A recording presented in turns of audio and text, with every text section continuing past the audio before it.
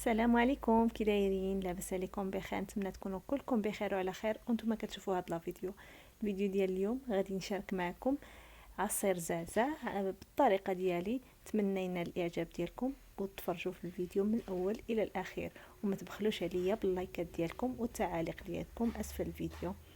ندوزو لطريقه التحضير.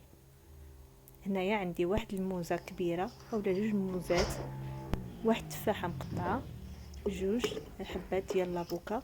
كيف ما كتعرفوا دابا وقيته ديال لافوكا الثمن ديالها جد مناسب في الاسواق. يمكن لكم تغتنموا الفرصه وصوبوا بها عواصر اللي كيكونوا المذاق ديالهم كيجي زوين بزاف.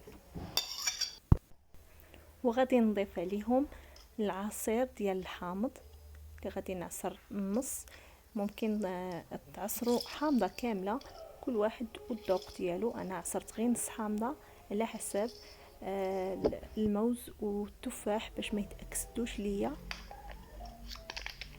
وغادي نضيف عليهم واحد الياغورت المذاق ديال الجبن،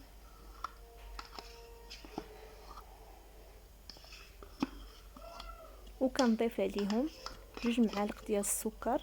ممكن تستغناو عليهم وتضيفوا التمر، فانا غالبا ملي كيكون عندي التمر في الدار كندير التمر وكنستغنى على السكر. وكندير حتى الشوفان اختياري، الا بغيتو ديروه الا ما بغيتوش ما ديروهش. انا درتو باش يكون مشبع للاطفال وهكا كيجي زوين، وحتى المذاق ديالو كيجي زوين.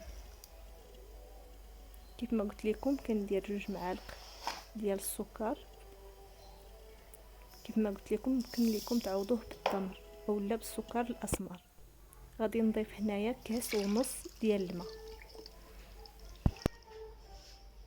يمكن لكم تعوضوا داك الماء بالحليب.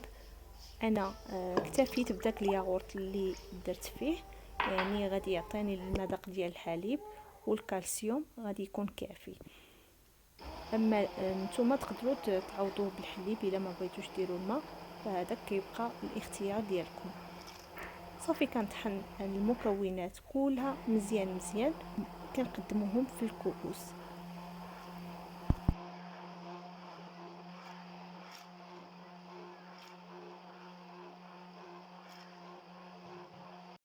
وهذا هو القوام ديال العصير اللي حضرنا. كيف ما كتلاحظوا القوام ديالو عاقد اولا ثقيل.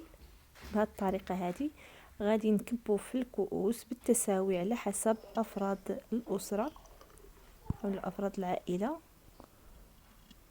بهذه الطريقه هذه. ودابا غادي ندوزو نزينو الوجه ديال الكؤوس بالمكسرات اللي عندنا. اي نوع مكسرات عندكم تقدروا تزينوا بهم. انا توفر عندي 3 الانواع، يعني عندي قرقاع واللوز والزبيب. وغادي ندير شويه ديال الخشخاش هكا من الفوق كاضافه. يمكن لكم تقطعوهم رقيق ديال المكسرات. يعني جاتني فكره نحطهم هكا صاينين بحال هكا بهذه الطريقه هذه. بينما نتوما تقدروا تقطعوهم الاول كلهم، تقطعوهم وتخلطوهم عاد تحطوهم هكا من الفوق، كيجي المنظر ديالهم زوين حتى هو. وممكن انكم تزينوا بالصوص ديال الشوكولا من الفوق الجاهز، ولا هكا تحكوا شويه ديال الشوكولات من الفوق حتى هو كيجي زوين. انا فقط كنعطيكم افكار. اولا هكا تاخذوا البسكويت ديال اوريو حتى هو هكا تهرمشوه وديروه من الفوق حتى هو تيجي الديكور ديالو زوين. نتمنى انه هذه الوصفه تكون نالت الاعجاب ديالكم، وما تبخلوش عليا باللايكات ديالكم وتعاليقكم والبارطاج ديالكم. ولا كنتو جدادين على القناه نتمنى تشتركوا فيها وتفعلوا زر الجرس باش يوصلكم كل جديد على القناه. ودابا ما بقى ليا الا نقول لكم شكرا بزاف على حسن المتابعه. نتلاقاو في فيديو مقبل ان شاء الله.